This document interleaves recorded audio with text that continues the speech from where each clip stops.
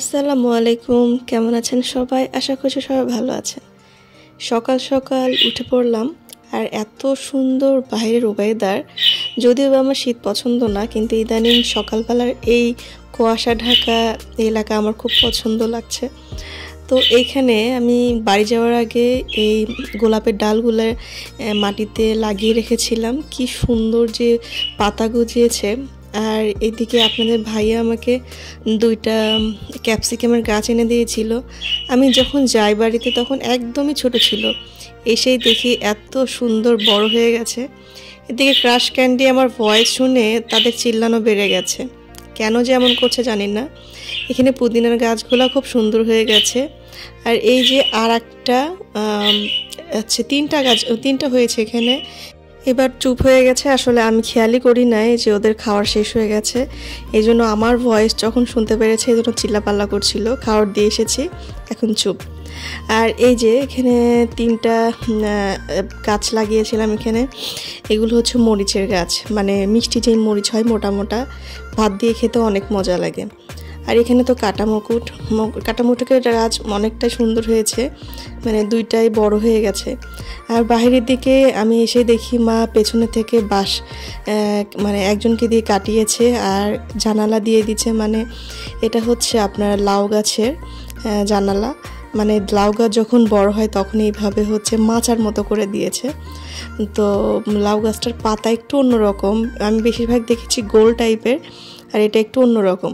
তো যাই হোক, বাগান থেকে বেগুন নিতে এসেছি, কারণ সকালবেলা আমি হচ্ছে বেগুন দিয়ে আর আদার্স কিছু সবজি আছে সেগুলো দিয়ে একটা সবজি তৈরি করব। ভাবছি আজকে সকাল সকাল রুটি বানাবো, এই জন্য কাটা বেগুন তুলতে এসেছি। কাটা বেগুন তুলতে গেলে হাতে অনেক কাটা হেনে যায়, মানে এত পরিমাণ বেগুন ধরেছে, মাশাল্লাহ।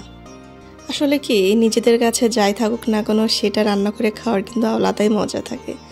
আমি 3টা বেগুন তুলে নিয়েছি, আর দরকার নেই। এদিকে দেখি মাও চলে এসেছে। আসলে এই সময়টা ছিল সকাল প্রায় 8টা বাজে। আর মানে মা আবার হাঁটাহাঁটি করতে পছন্দ করে সকালবেলা, মাও হাঁটতে চলে গেল, আমি উপরে চলে গেলাম রুটি বানাতে। তো রুটি বানানোর আগে সবজিটা ভাবছি কেটে মানে সেদ্ধ করতে দেব, কারণ আমি বেশিরভাগ সবজি একটু ভাপিয়ে নিয়ে, মানে 50%-এর একটু বেশি সবজি মানে ভাপিয়ে নিয়ে তারপরে তেলে দিয়ে কিছুক্ষণ নেড়ে চেড়ে নামিয়ে ফেলি। আর অনেক সময় অনেকে কিন্তু মানে আমি বা অনেকেই একবারে মশলা মানে কাটা মশলা দিয়ে ভাজি বা সবজিটা করে থাকে। তো যাই হোক, সবজিগুলো ভালো করে কেটে নিয়েছি।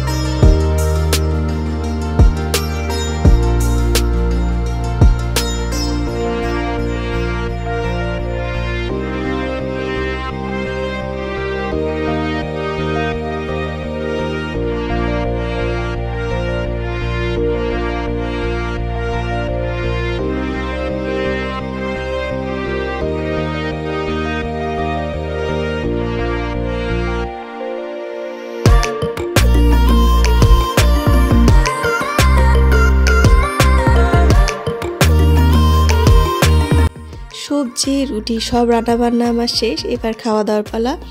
গরম গরম রুটি আর সঙ্গে ডিম, মুরগির মাংসের তরকারি, আর ছিল হচ্ছে সবজি। আর এই প্লেটটা পূর্ণিমা আমাকে ঢাকা থেকে 2টো এনে দিয়েছিল, একটা আমার বাবার বাড়িতে আছে আর একটা আমি সাথে করে নিয়ে এসেছি এবার। আর পূর্ণিমা মানে এই প্লেটটা অনেক দিন আগে এনে দিয়েছিল, আমার বিয়েরও আগে 2টা এনে দিয়েছিল, আমার এত পছন্দ। যাই হোক, সকালবেলা নাস্তা শেষে রেডি হয়ে পড়লাম। দুপুরবেলা আমাদের একটা দাওয়াত ছিল সেখানকার জন্য। তো আজকে একটা পার্পল কালারের মানে পরেছে, 3 পিস পরেছি। বেশিরভাগ তো আসলে কোথাও আশেপাশে গেলে আমি শাড়ি পরি, কিন্তু যেহেতু ঠান্ডা পড়েছে এই জন্য ভাবলাম যে মানে 3 পিসই পরি।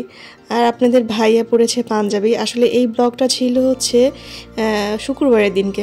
শুক্রবারের দিনকের এই ভিডিওটা। সে নামাজ পড়তে গিয়েছিল, নামাজ থেকে এসে রেডি হচ্ছিল। আর এদিকে সারিকা আর খুশিমণি মানে আমার 2 ননদের 2 বাচ্চা মামা কিভাবে সাজুগুজু করছে সেটা দাঁড়িয়ে দাঁড়িয়ে দেখছে, মাশাআল্লাহ। তো যাই হোক, ওদের সঙ্গে একটু ভিডিও করে নিলাম। এদিকে সারিকা তো ডান্স শুরু করে দিয়েছে। তো আমরা সবাই যাচ্ছি, মা আগে চলে গেছিল, আমরা 2 জন পরে যাচ্ছি। তো দুজনেই যেতে যেতে আর কি অনেকটাই দেরি হয়ে গেছিলো, কারণ যদিও বা বাড়ির কাছে প্রোগ্রাম, তারপরেও মানে প্রোগ্রামটা একটু বড়ই ছিল, এই কারণে আর একটু আগে গেলে ভালো হতো, কারণ অনুষ্ঠান বাড়িতে একটু আগে যাওয়াই ভালো। আর গ্রামের দিকে তো দেখেছি একটু সকাল সকালই যেতে হয়। যাই হোক, আমরা চলে এসেছি যে অনুষ্ঠান মানে মুসলমানের প্রোগ্রাম ছিল এখানে, আর এখানে খুব সুন্দর ডেকোরেশন করেছিল। আর এরা অনেক হয়তো বা কালারফুল পছন্দ করে, কিন্তু আমার খুব ভালো লেগেছে, আমি নিজেও অনেক কালারফুল ডেকোরেশন পছন্দ করি। তো আমরা কিছুক্ষণ বাড়ির ভেতরে ঘুরে টুরে তারপরে মায়ের কাছে চলে গেছি, যেন মানে খাওয়ার, যেহেতু মেইন আমাদের প্রোগ্রামের উদ্দেশ্যই থাকে খাওয়া দাওয়া করে আমরা চলে যাই, কোনো তো তেমন কাজ থাকে না, আত্মীয় স্বজনের সঙ্গে দেখা সাক্ষাৎ করে আর কি চলে যাই। তো যাই হোক, একটু ছবি একটু ফটো সেশন করে নিলাম।